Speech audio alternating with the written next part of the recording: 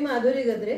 आज आपण एक अतिशय चविष्ट आणि पौष्टिक अशी रेसिपी बघणार आहोत, ती म्हणजे पनीर पराठा। मूळची पंजाबची रेसिपी आहे ही, पण आता सगळीकडे आवडीने केली जाते, खाल्ली जाते। तर त्याची कृती आपण बघूया। साहित्य मी तुम्हाला डिस्क्रिप्शन बॉक्स मध्ये देते। सुरुवातीला आपण कणिक भिजवून घेऊ। हे गव्हाचं पीठ म्हणजेच कणिक घेतली आहे मी, 2 वाट्या भरून घेतली आहे, 200 ग्रॅम आहे ही। मीठ घालू चवीप्रमाणे, 1 टेबलस्पून तेल घालते। साधं तेल घालायचं आहे, नॉर्मल टेम्परेचरचं। आता थोडं थोडं पाणी घालत भिजवून घेऊ आपण। थोडं मऊसर भिजवायचं आहे पीठ, फार घट्ट नाही, फार सैल नाही। हे बघा, हे असं मऊसर भिजलंय।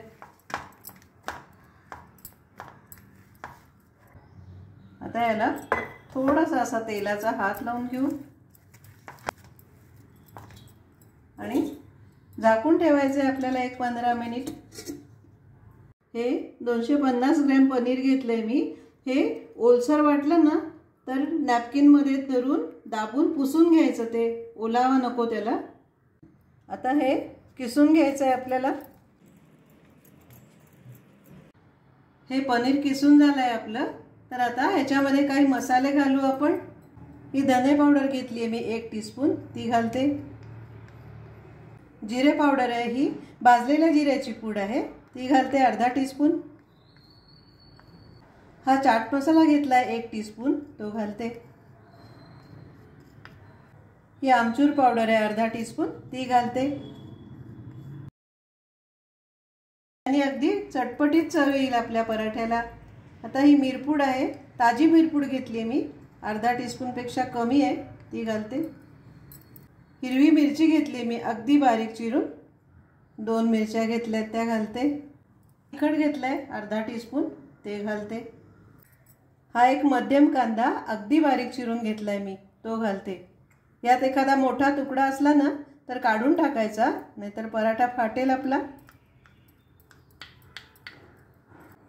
ही बारीक चिरलेली कोथिंबीर आहे, ती घालू आपण।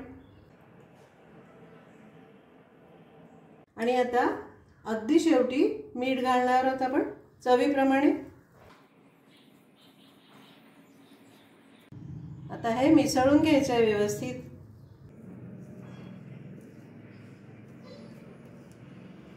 मिसळून घेतलंय मी व्यवस्थित। आणि आता या ठिकाणी चव बघायची आपण, म्हणजे समजा मीठ किंवा मसाले कमी असले ना तर घालू शकतो आपण या ठिकाणी।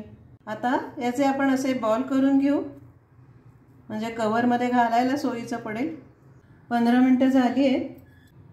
थोडंसं तेल घ्यायचं हातावर आणि मळून घ्यायची कणिक। चांगली 4-5 मिनिट मळायची, म्हणजे पराठा फाटणार नाही आपला। हे बघा किती छान झाली आहे कणिक। आता मुरलंय छान पीठ। तर आता याचे आपण गोळे करून घेऊ, असा व्यवस्थित मळून घ्यायचा तो। आता आपण हे ना असं जर करून बघितलं ना तर छान ताणली जाते बघा कणिक। यामुळे पराठा व्यवस्थित होईल आपला, फाटणार नाही अजिबात।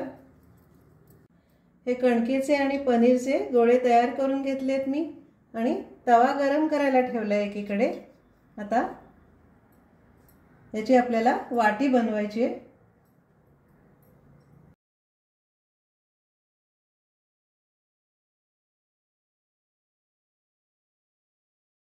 काठाला थोडंसं जाडसर ठेवायचं।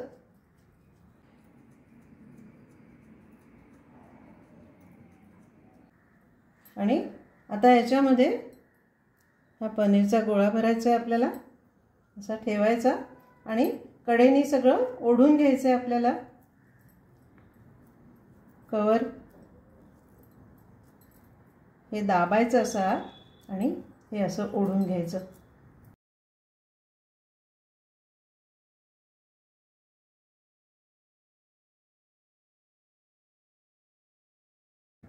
आणि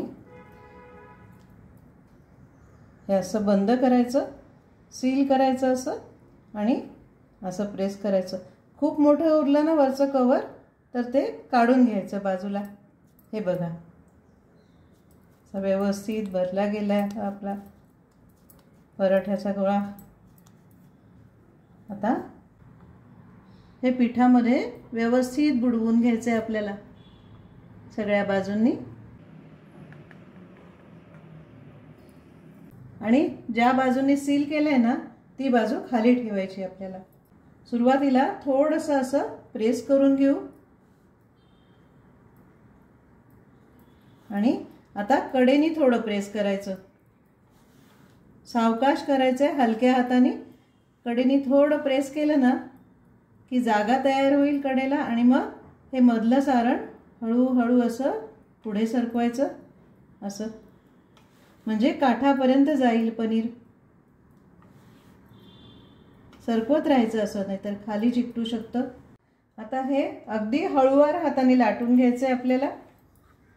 कडेने लाटायचं, मधला आपोआप लाटलं जातं ते। हलका हात ठेवायचा अगदी। हा जाडसर ठेवायचा आहे पराठा, फार पातळ नाही होऊ द्यायचा।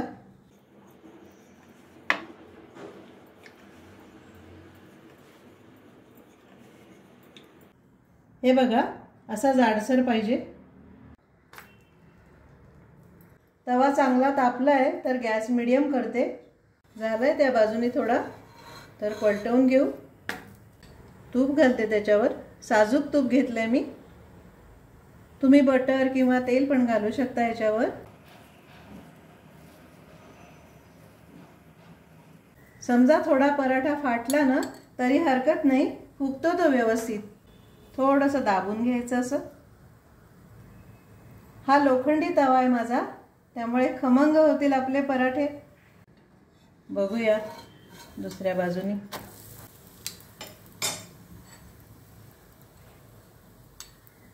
तूप घालते या बाजूनी।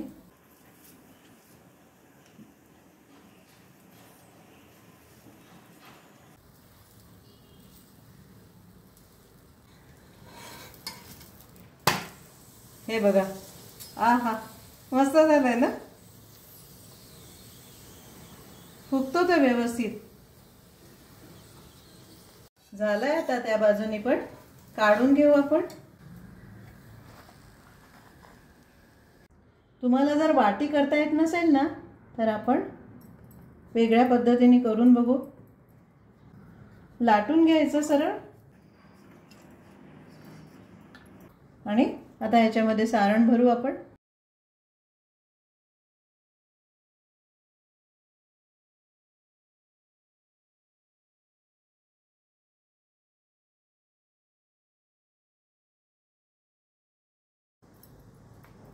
समजा जास्त पीठ उरलं ना थोडं तर आपण काढून टाकू शकतो।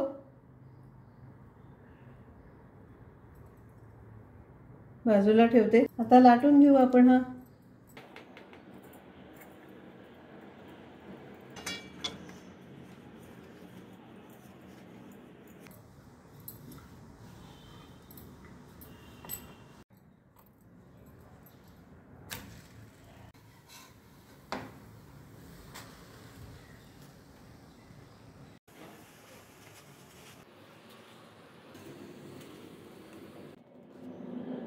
हे बघा पूर्ण पसरलंय ना पनीर आतमध्ये। हे असे अतिशय चविष्ट आणि पौष्टिक पनीर पराठे तयार झालेत आपले। या प्रमाणामध्ये 5 पराठे झालेत आपले। यामध्ये एक तर स्टफिंग भरपूर घ्यायला हवं आणि दुसरं म्हणजे जाड करायचे हे पराठे। आहे ना एकदम इंटरेस्टिंग रेसिपी, तर तुम्ही नक्की करून बघा। आणि आवडलं तर लाईक करा, सबस्क्राइब करा आणि कमेंट्स पण पाठवा तुमच्या। आणि तुम्ही माझा हा व्हिडिओ बघितलात त्याबद्दल धन्यवाद।